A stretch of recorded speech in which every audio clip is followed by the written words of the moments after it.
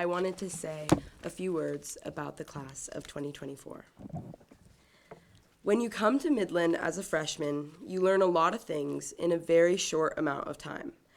After receiving an extremely warm welcome on their behalf, I learned very quickly that the senior class plays an extremely vital role in the Midland experience. From being prefects to job heads, team captains, role models, and friendly acquaintances, they do it all, keeping Midland running, all whilst undergoing the grueling college application process. The second thing I learned, on the other hand, was information about Midlanders past and present.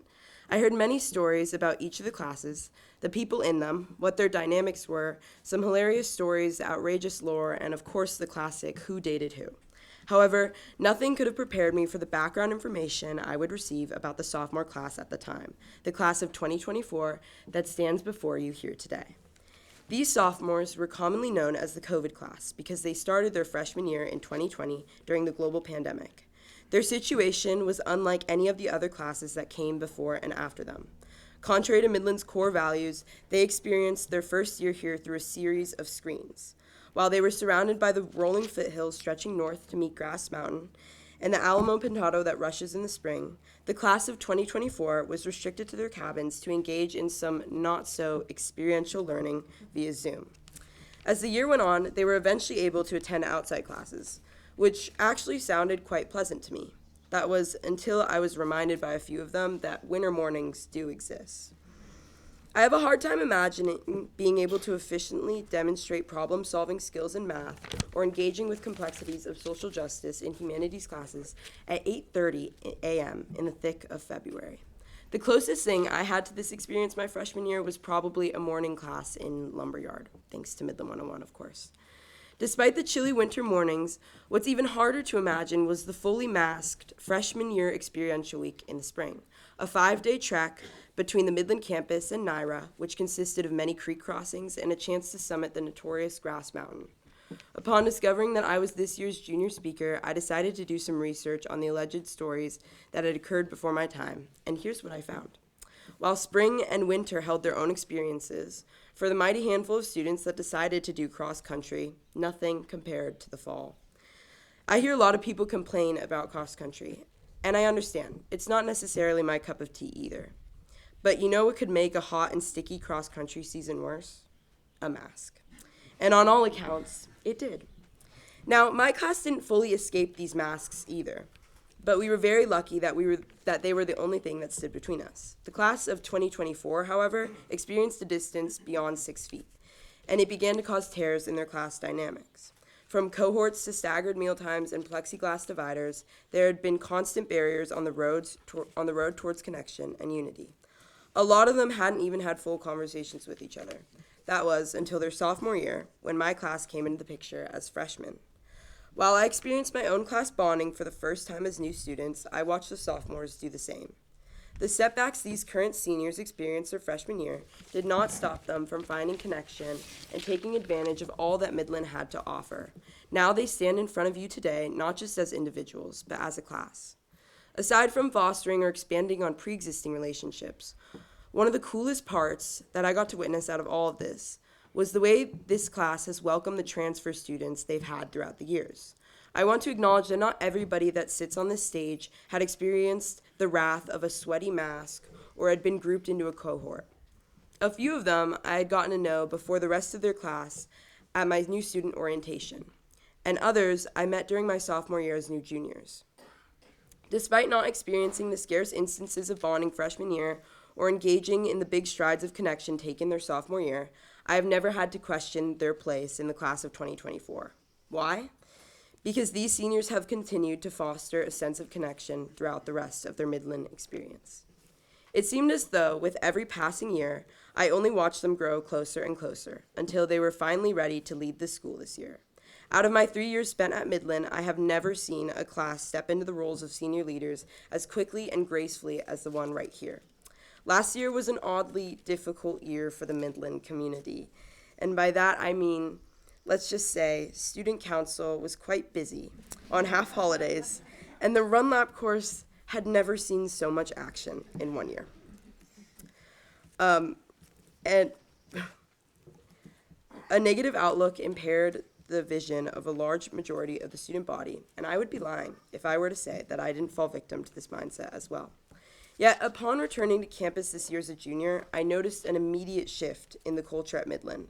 There was almost a contagious, positive attitude in the air, more contagious than COVID. People were excited to be back, excited to do their jobs, excited to be in classes, and I credit all of this to the senior class. Their hard work and intention to set a good tone for the 2023 through 2024 school year and provide the student body with the best possible experience is evident as it reflects so clearly on our current Midland community today. The one that within an hour or so, you will all leave behind. And when you do, I hope you know just how all of your hard work has made this place a home to many. Out of all the classes I have seen come and go, I am lucky to say that I have shared the majority of my Midland experience with the class of 2024. Whether it was through nightly poker games, various midterms, commons movie marathons, volleyball scrimmages, and staying a little past the 9:45 bell to master my peanut butter to jelly ratio in Stillman, I have had the privilege of getting to know each and every one of them. As I reflect on all these experiences, I can't help but begin to miss them already. It's hard to imagine a Midland without them because to my class, there has been no such thing. Among many of you, I have found friends, mentors, job heads, leaders, prefects, and everything in between. All of them have come so far, surviving the harrowing pandemics of COVID-19 to the rampant and horrifically contagious senioritis. Within a few months, each of you will be embarking on a new journey while the rest of my class and I will be returning to Midland to savor the last of our high school experience. I can only hope that when we sit where you are now, adorned with flower crowns and diplomas, we will be able to leave this place knowing we made a similar legacy to the one you have left behind. Though I don't know what the future holds for the class of 2024, I have no doubt that no matter where they go, they are going to go far. And no matter where you end up, I hope you never stop making connections. On behalf of the junior class, thank you for showing us the ropes these past 3 years and setting the example of what a senior class should be. Midland will not be the same without you, but it will be better because of you. Thank you.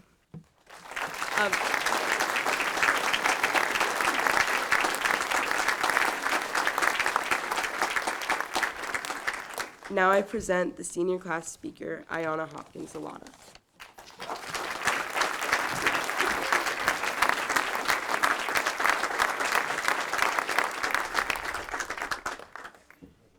Thank you, Ava. My class arrived to Midland in the late fall of 2020, amidst the most unprecedented times of the COVID-19 pandemic. We were greeted with wristbands corresponding to our class and yard, and assigned cohorts with staggered meal times. We lived under strict regulations, such as wearing masks indoors and outdoors, while swimming in the res and while running cross-country. These regulations denied us being closer than 6 feet away from each other at any time. We ate divided by plexiglass in roommate pairs, had assemblies and chapels on our Chromebooks, and often, during shower hour, if you walked into the bathrooms, you could find one Chromebook connected to the speaker system, playing the assembly while everyone else showered. Snack masters made toast and handed out little containers of jam and butter at the snack station on Stillman Porch during tea time. Buildings had capacity limits, and we weren't allowed in each other's cabins. As Ava said, I think you can understand why our class would have developed such an extreme divide across the yards after a whole year spent living like being closer than 6 feet away from each other would be catastrophic. We have now, 3 years later, settled into a dynamic that has become our everyday normal, where we interact as a whole with factions that exist in symbiosis, where symbiosis is defined as a type of close, long-term interaction, the living together of unlike organisms. If there is one thing that has been said about my class and our legacy at Midland, it's that our symbiotic dynamic has changed the culture of this school, and also that our individual differences have defined our collective dynamic. We have fostered a deep sense of nurture for the underclassmen, a sense of exhilaration and excitement for the adventures out onto the property. There were 23 hardlocks led by students this year, which is almost double the number from the year prior, and brought laughter to the jobs program. While my co-head prefect, David, and I walk around during work period on Sundays, more often than not, we can hear laughter echoing through Stillman and voices belting songs from all around Middle Yard. The class of 2024 executed our intentions for resetting the school's culture from the moment we returned to campus as seniors in August of 2023.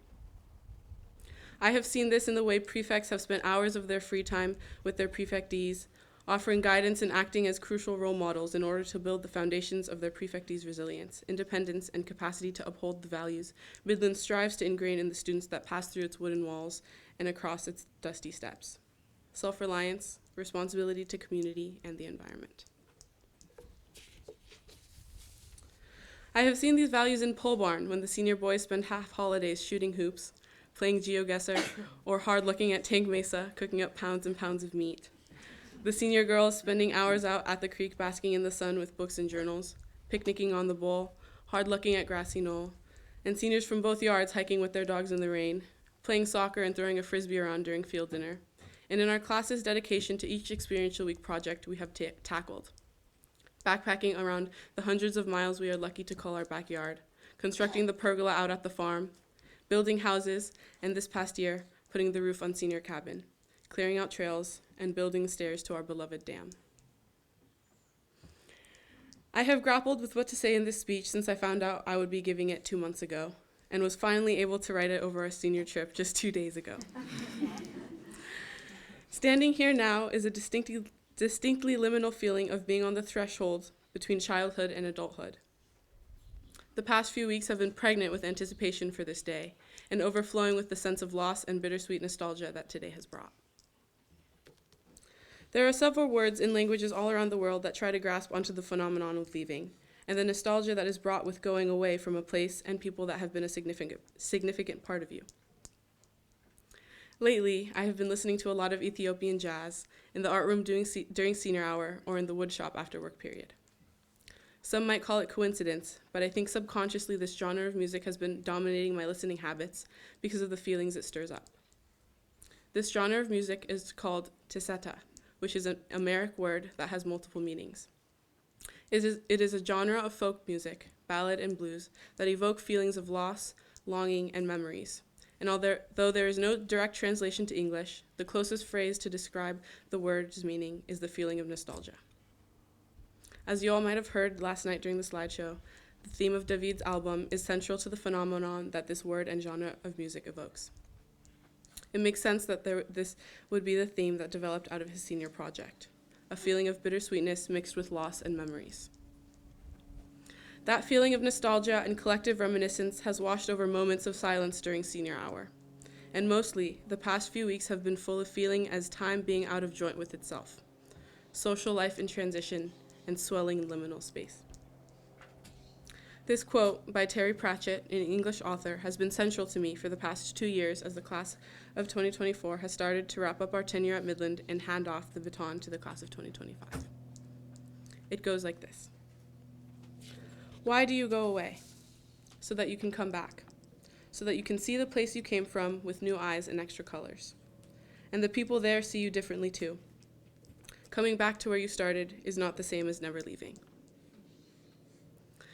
The goodbye is here. We are leaving, most of us unsure when we will see each other again, with new eyes and extra colors, to see our similarities and differences from a new vantage point. None of us will be able to articulate the impact that Midland has had on us, or the entirety of the impact we have had on each other, until we go away from this place that has raised us for 4 years. In a few hours, we will load into our cars and drive across the bridge as students for the last time. Say see you later through tears and smiles, gain new perspectives, and learn how to exist in the wild changing of things.